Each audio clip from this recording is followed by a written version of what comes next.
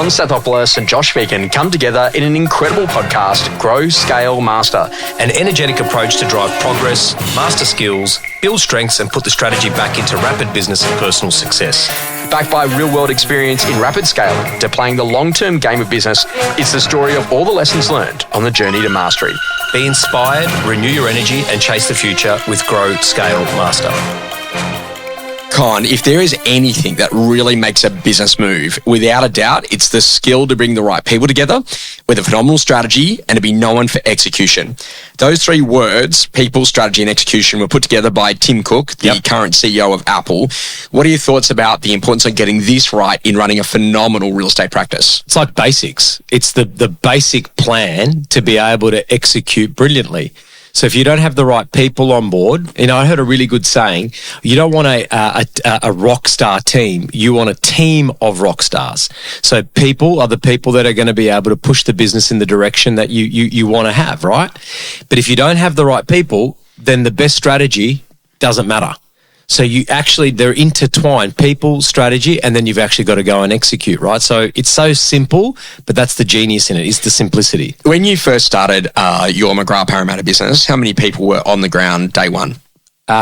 Agents, property managers, the whole lot? Yeah. 7. And how many people have you now got inside of your broader group? 223. Okay. How does it grow from 7 to 223? I don't know, Josh. I don't know. Is there a podcast for that? Yes, hopefully it's this one, right? You know what? It's having like the big vision, right? To be able to work out what it is that you're trying to achieve personally, professionally. And then if you don't assemble the best people, the best people don't necessarily, by the way, I'm looking back now just in retrospect, our best people that you know very well in our business didn't come from a real estate background. Actually, for 2 of them, our 2 key people, Rachel and Riley, they had no previous job experience outside of hospitality or, retail. So hiring the best possible people and attracting them and then helping them grow, that's been, I think, a bit of the formula to our success. It's been accidental, but now it's absolutely on purpose. So, but it's not like you started out and said, "Look, I'm going to get this to over 200 people." No, like ultimately, it happens one hire at a time. And correct. Sometimes it happens one geographical location at a time, right? And sometimes it happens before you need that person. So, we're about to make a really strategic appointment. We've got the verbal green light on someone that's going to be responsible for transformation, that can work on all of our processes and systems and technology and agent and customer experience, whilst everyone else focuses on BAU, business as usual. So we don't need that role, but we need that role, if that makes sense. And some of that has also come by acquisition, true. Yes. So you've bought a business. Yes. So you don't just get a person, you might get 5 or 10 that might come with that, right? Yeah, absolutely. Correct. And, some of our best people have come from these acquisitions and mergers. I mean, if you look at, Kim Brisky that works in our compliance, so she's in our risk and audit team, and her responsibilities around compliance, right? Property management and sales. She was a property manager, head of PM at Rumours Business.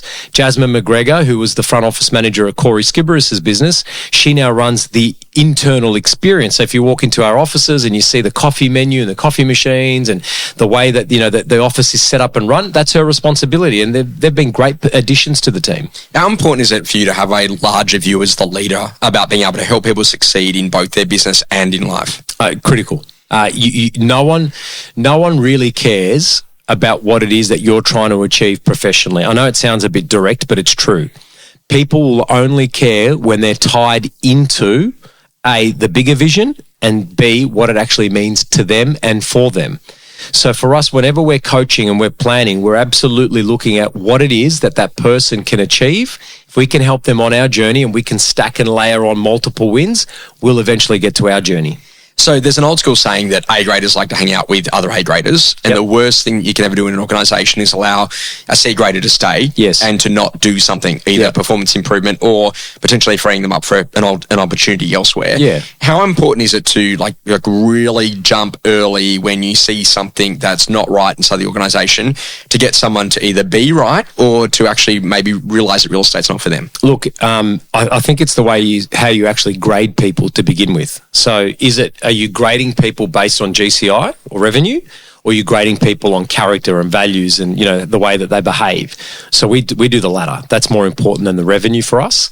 So it's really important because one rotten apple might spoil the bunch. But more importantly, it's about having real conversations in real time about, hey, this behavior or that action or, your level of performance just isn't where it should be. Let's work on a plan to be able to see if we can adjust that. And then we're looking at the behaviors that come with that conversation. And then ultimately, people either lift or they shift. One of the big things, so is that a lot of your A graders, well, I should say all of your A graders, are actually all in. So Yes. they're all in on coming to the Christmas party. They're all in on coming to Super Saturday. They're all in on coming to training. Yep. They're up the front of the room. They're welcoming people to the training sessions. Yep. They're doing all of those basic foundations. You often see organizations where that doesn't occur, where all of a sudden people are now too good to go to training or too good to go to that event or too good to do those things. How important has it been to explain the behavior requirements of what we expect as you move into leadership roles inside of the business? Yeah, I think it's been really important, but I think our people just observe. So you'll see Betty Ockelander and Amit Nayak, both of our top agents, writing close to $4, if not over $4 million in fees. They're the first people to turn up to training, and they're in the front row with notepads and pens and taking notes, and then they go and execute. So success leaves clues, right? So for us, it's been more everyone. I'm a big believer when you're going to an open home, right? And I say this to our team.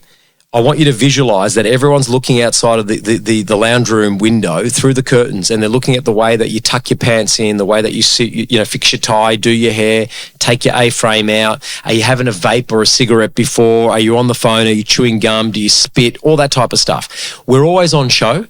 And I think, when you're a leader in a business, your job is to actually set the pace on how you behave and act. And most people will follow because they want to be a part of that, that business, that vision. So once you've got the people right, obviously strategy is a massive part of that, about how do we actually go to win the game. And I was in the US over the break, and I got the chance to be able to watch some pretty incredible basketballers. And one of the things that I really saw there is that no one was bigger than the team. Yeah. So they're all coming onto the court at the same time. They're all doing the same warm-up drills and exercises.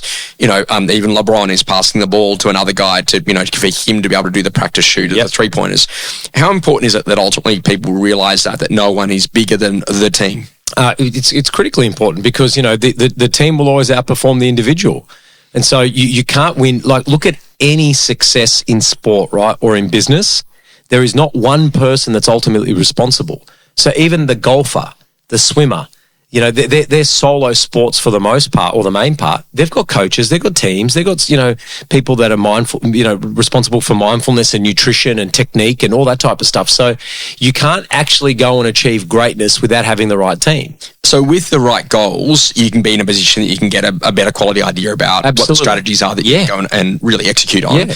But also to understanding what are our strategic strengths. Yes. When you walk into a business, an office, a team, an individual, do you look and say, okay, great, is there anything here that maybe this person's got as a super strength that they're not leveraging, that they should be leveraging and doing something with? 100%. All the magic lives in the gaps, right? So even when we look at top performance or even a top experience, right, a great auction, what could we do better? It's not a criticism.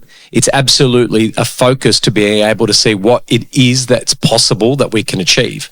So I think for us, when we're looking at making sure that we get the right people on the right team in the right roles. We've got our strategy, and then we're in execution mode. We're looking at all those little micro moments on how can we adjust and tweak to get better outcomes. So when you go to do that and in leveraging those strengths, one of the things to do is to make sure that people are very clear about what their strategies are this year. Yes. And so Macca's was, keep the drive-through line empty. So all of a sudden more people would want to go and order because they wouldn't wait to order, but they'd wait once they'd ordered. Correct. And so that could just be called keep the driveway empty. And so it's important that every strategy's actually got a name. I completely agree. And in our business, we've got some funny ones. We've got Keep Josh talking. Keep Josh talking. Yeah. We've got the Swifty this. So there's lots of different things that we do that are specifically have a strategy in play. One of the problems that I see is that you walk into an organization, they've got 100 strategies, but they're not doing any of them. Yep. And they haven't really boiled it down to their 1, 2 or 3 big bets. Yep. Of they go, what, we're all in on these 3 things this year to get it right. And some of that's driven by the theme. Yep. And underneath that theme, there's some very specific strategies that you actually want to move to execution on. Correct. How do you define that when you're looking at the broader business. But then when you look at specific markets that you're either entering or markets where you need to build further market share and strength. Yeah, we absolutely adopt that. So we pick a theme every year. 2025 was better is better, not bigger is better.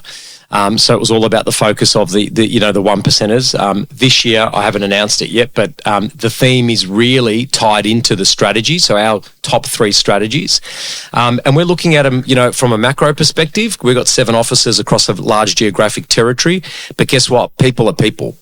So just because Epping is different to Parramatta, which is different to Castle Hill, which is different to Blacktown, we're still dealing with the same people. So we can have a macro umbrella over our strategy or the strategic, plans of how we're going to increase market share, whatever it might be, more listings, more sales, etc. Then we absolutely name each one of those themes and we put a tactic and a measurement to it. Someone taught me that very smart that I'm looking at right now. I can't believe there's a mirror in this room. I know. So the next one after that is to then think about execution. Yes. And you get known for what you actually execute. Yeah. And one of the things that I worked out is about setting a deadline. So, okay, great. We learned that through the auction sales process. Yep. But we also use it in business. And so whether or not we're working a 3-week sprint or we go, okay, that needs to be done by the end of this 90 days or that needs to be delivered on this particular day. And I always think that, Blueprint's a really good deadline for us because it forces so many things to happen in the 10, 12, 18 weeks before that particular date. Yeah. And what I've really learned too is that I just don't set people on a quest. Also spend some time with them about really getting clear about the actual project plan. So what have we got to do? How's it actually got to work out to make sure that we can deliver everything within an inch of that delivery deadline?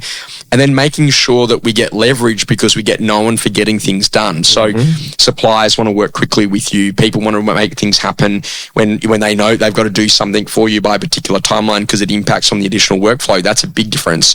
Is it important as a business leader to be able to set some time aside for execution each week where you're just working on the things that are really going to get momentum for the business? 100%. I read something over the break which basically said divide your working day into 3-hour blocks. One was about the BAU. So for me, in a leadership role, it's about being visible, one-on-ones. Maybe it's a recruitment meeting, meeting with my leadership team, whatever. Going to a listing appointment, a vendor. The second 3 hours, and by the way, this isn't in order. The second 3 hours might be, some deep work into a specific project, which is maybe the execution hour. And the third 3 hours might be, I've really got to nut this thing out right now that's popped up or whatever it might be. And so I thought that was a really good way of breaking things up because I don't think what we do, and I've definitely been guilty of this, is spend enough time thinking about our strategy, then putting a plan in place to be able to make sure that we can execute it brilliantly because you can't learn from it then, Josh. So you can have a great idea. I want to get from 5% market share to 25% market share in the next 12 months. Okay, how? Let's list through that. But if you don't stop and think and actually work about what's going to be the potential roadblocks, think about like your GPS, right? You can go from here to the Blue Mountains and you can go, okay, I want to go the scenic route, avoid all tolls. I want to, you can choose your own destination. But what happens when you get there and the road's blocked? Then you got to do a U-turn. You're like, well, what do I do now? So the problem without thinking about executing is you haven't thought about plan A, B, C, or D. Okay. And I'm not talking about worst case. I'm talking about things go off track. Things don't go to plan. Things that are not in our control. What's in our control? Dedicating some time to think about our strategy. Experiences that rapidly shaped you. I think the big thing for me was just to realize that there's a book for that. And you hear a lot of people say there's an app for that, but I go, well, there's a book for that. Yeah. So ultimately, over the break, I read 11 or 12 books. And the interesting thing was that I went and one thing led to another, led to another, led to another. And there's a whole range of reading that I've done. But each of them built a specific skill or challenged a mindset or actually helped you to level up to a different, way of thinking about something. And ultimately what it's done is it's given you a different level of perspective about what's actually really critically important. And I think that if people realize that every problem that you've already got, if you went to Amazon.com and you type that problem in, there's probably a book for that. Yeah. Where for $15 to $20 and 3 or 4 hours of dedication of your time, you could become a world specialist on that particular thing, gaining from someone's lifetime experience around that skill set. Yeah, I totally agree. I think one thing that's not really changed my my idea or thinking, but it's kind of refreshed it over the break is the power of focus. What if we all just buckled in for a week, maybe a day, a week, a month, a quarter, a half, or a year, and just put the blinkers on and worked on the 3 things that are going to move the needle personally, professionally, relationships, family, money, whatever it might be, that will actually make a change. What if we just did that? Pretty amazing, right? Something that's changing your view. Con, the big one for me is that I was just over in LA and I had the chance to go to the Intuit Dome, which is the new dome that they've just built for the Clippers. And so, I was on StubHub and I've got like this last minute ticket chance. And I'm like, I'm just going to go. And so I go and as I turn up there, you download the app and the first thing they want you to do is to upload your photo. I'm like, okay. And the next thing they want you to do is add your credit card. I'm like, okay. And they're taking you through this experience and all of a sudden you get there and they go, oh, have you got Game Face ID? And I said to the guy, oh, no, do I? He goes, have you uploaded your photo? I'm like, yeah. He goes, well, you do. And so now you can just walk straight in. Wow. So and as you walk straight in, little camera, and then literally comes up, hi, Josh. And there's a guy there who's like, g'day, mate, welcome. And you wander straight on in. And I was like, okay, great. And I went there to go and grab a hoodie and a cap for one of my mates. And as I walked into the store, I picked out the hoodie and I picked out the cap and tried 1 or 2 on to make sure they were right. And I went to go and I was like, oh, where's the counter? And the guy's like, what are you talking about? You just go. And I'm like, oh, okay. So you grab a bag and the cameras are all like the Amazon Go store that we saw back in Seattle in 2018. Yeah. And so now all of a sudden you pick it up, you put it in the bag, you walk straight out, and automatically charges against your credit card. And I'm like, wow. And so then you go into the little food place and you want to grab a burger or a bottle of water or whatever the story is, and you just grab it and walk out, and there's no credit card, there's no cashier, Amazing. There's no checkout, everything's actually already done for you, and you walk straight down to your seat, and the whole experience is absolutely seamless. Wow. And I looked at that and I looked at the speed and the volume of people that they were getting through, and I really enjoyed the experience. And so I thought, okay, great. There was another game that was on a couple of days later, and I was like, okay, great, I'm going to go. But this time it was at Crypto Arena. And so like ultimately I go in there and I'm like, okay, now I got to line up, and now you got to show your ticket, and now it's got to be scanned, and now we've got to wait to get through. And then there's like 300 people lined up to get into the store, which was really small. And geez, I wasn't going to do that. And then like there's 200 people lined up at the pretzel place, and it was just hard. And what it made me just really think about is that like, if you don't spend the time in investing in the infrastructure, the systems, the people, and the reimagining process, then before you know it, one day you're going to wake up and just realize you're really old. Yep. And literally that your infrastructure is going to collapse and just won't have the ability to deal with more and for you to be able to go and achieve more in the time that you've actually got.